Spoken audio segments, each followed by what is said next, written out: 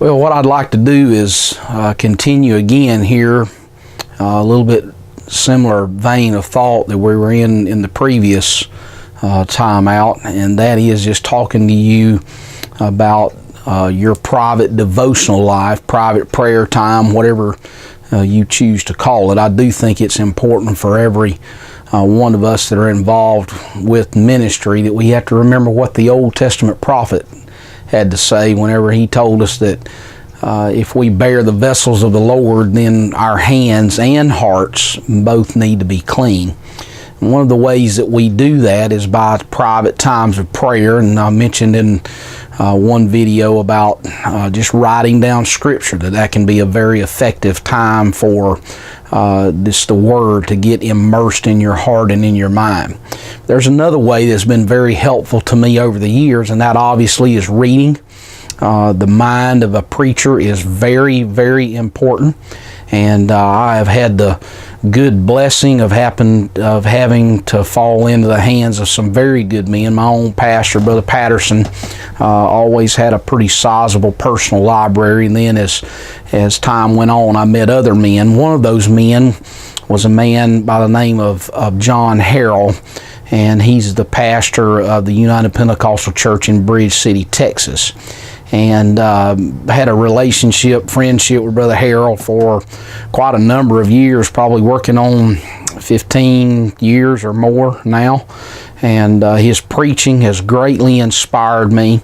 And then phone conversations, various times whenever I would even visit Bridge City and be able to talk to Brother Harrell.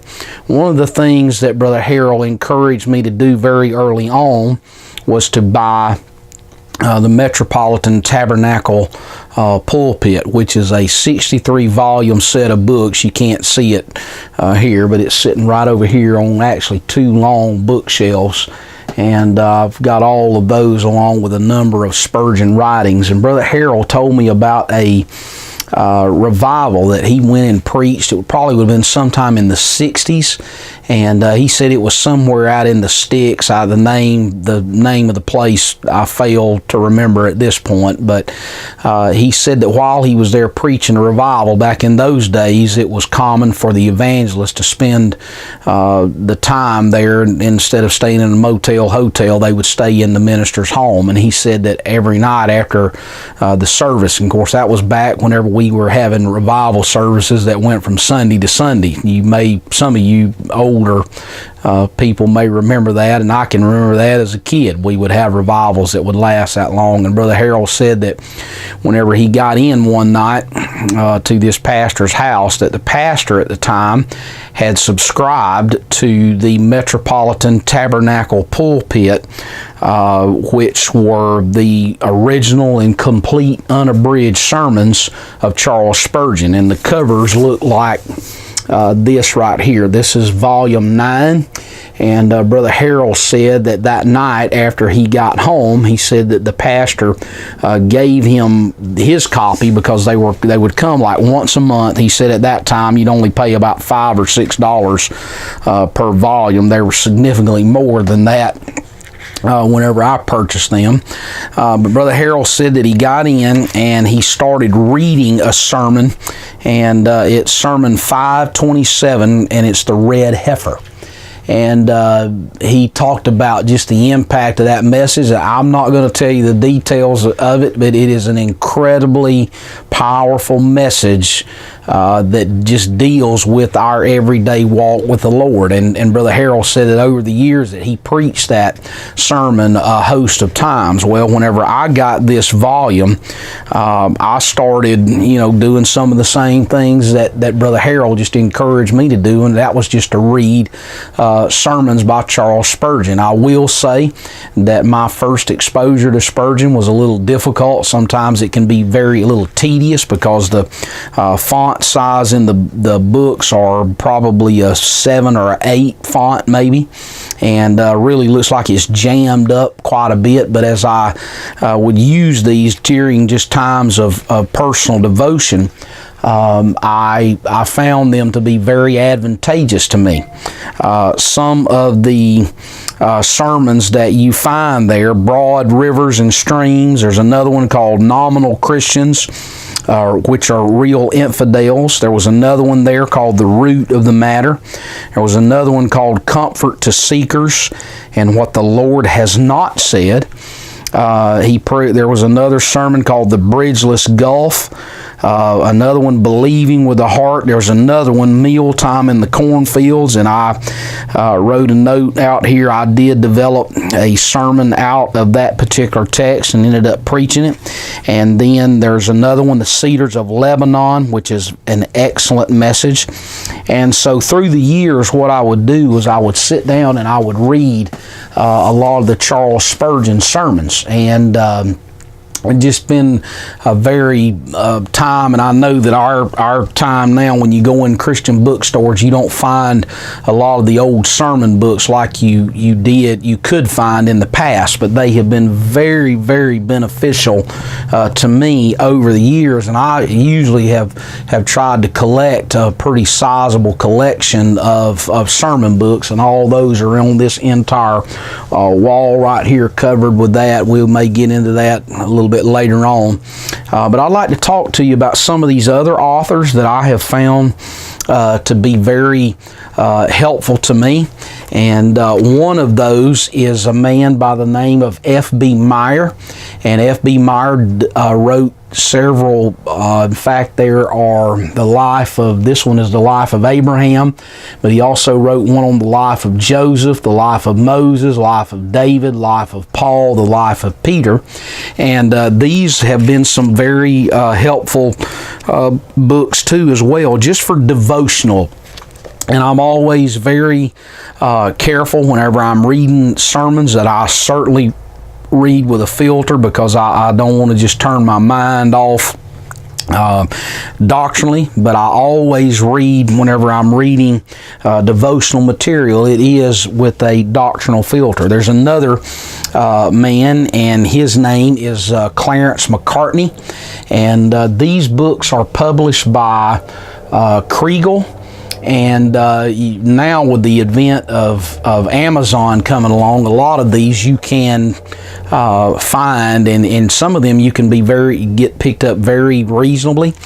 This is a volume called The Wisest Fool, and one of the things about Clarence Macartney, he is masterful at the way that he works with biblical characters. And just in this volume, there are 16 messages about various characters. Solomon, the wisest fool in the Bible. Isaac, the man who dug old wells. Achan, how sin lost a battle. He's got another one in here. This is a very good one. Antipas, a faithful martyr. You'll remember that he was one of the ones that was mentioned in Revelation 2 and 3, the faithful martyr that died. And then there was Judas, the son of perdition. And just reading through these, just very, very beneficial to kind of help. And I do believe that these are very much biblically oriented, which is one of the parts that to me is advantageous about it. Macartney has probably, I have at least 25, maybe 30 of his books. Some of those volumes are very, very highly treasured, a lot of sentimental value to me, because Brother Harold gave me some of those books, and so that, again, I do have a connection with, just a feeling of that. I'm always reminded about what Paul said whenever he was telling Timothy to get there before winter, and he wanted him to bring the cloak, bring the parchments, and bring the books with him, and so books have been advantageous. Here's another one, the old famous Baptist preacher Robert G. Lee, and these are published by Christ for the World Publishers. You can find some of these on Amazon as well. And Robert G. Lee's most famous sermon was the sermon Payday Someday, and that was a message about the death of Jezebel. He kind of walks through that story about Ahab and Jezebel, and that is just very good. This book is called From Feet to Fathoms, and there's only 6 messages in this book. But what I have found about Robert G. Lee is that you can take segments of his books and work with them, and you can develop messages from that. He has one in here called The Possibilities of Life. That is an excellent message for New Year's, for coming up, that you just start reading about the possibilities not only of a life, but the possibilities that a new year brings to you. And then I have a friend of mine who pastors in Texas, and he ended up taking the message From Feet to Fathoms and developed quite a message on that and preached it in a variety of places. Here is another set of books. These are compiled by Warren Wiersbe, and these are just classic sermons on various subjects. This is the one that is classic sermons on spiritual warfare. And in this one, he's got The Weapons of Our Warfare by William Culbertson. He's got another one called Valiant in the Fight by Alan Redpath. He's got another one, The Call to Battle by David Martin Lloyd Jones. The Christian Conflict by G. Campbell Morgan, The Sword of the Spirit by Spurgeon, Satanic Hindrances by Spurgeon, and The Battle for a Man's Soul by McCartney, and there are some others that are in there. These little books, to me, again, very good devotional material that as you read and pray, I like to think about my day being like this. Give your mornings to God, give your afternoons to men, and give your evenings to families, to your family. I feel like that's probably a good track or model to follow for a minister. And then I'll talk a little bit more about these maybe in another video, but this is a Spurgeon volume, and this is his famous devotional morning and evening, and there are a variety of different covers, and this is a little small leatherette volume that someone gave to me. And I have to tell you that even with these devotionals, that there are times where that I would read these and my mind would be very much stimulated. My heart, it was just something that it would do to say, you know what, I want to preach that. And one of these messages that are one of the devotionals that Spurgeon developed, and I have preached several out of this. One is from Genesis 41 and 4. The ill-favored and lean-fleshed kind did eat up the 7 well-favored and fat kind, and I preached a message about that. There's another one in here where that he talks about wolves at dusk, and I ended up developing a message off of that and preaching that too. And I just believe that a preacher has a responsibility to inspire and encourage the church through his preaching, through convicting preaching, through inspirational preaching.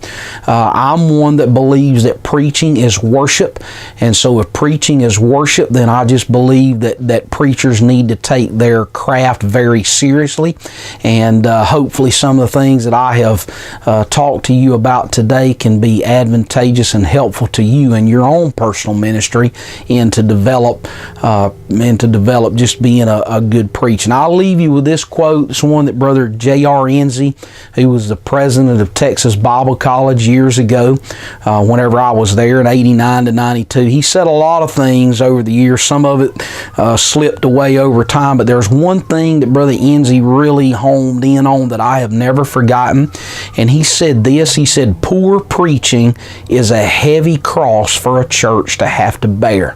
And I would just tell you to just encourage to get that deeply rooted in your mind, that you want to be the best preacher that you can be. Not a conference preacher, not a rock star preacher, but just a solid biblical preacher that is going to stimulate spiritual growth, not only in the saints' lives personally, but it's going to cause them to lean and and even as a pastor, that you're involved in evangelism and in church growth.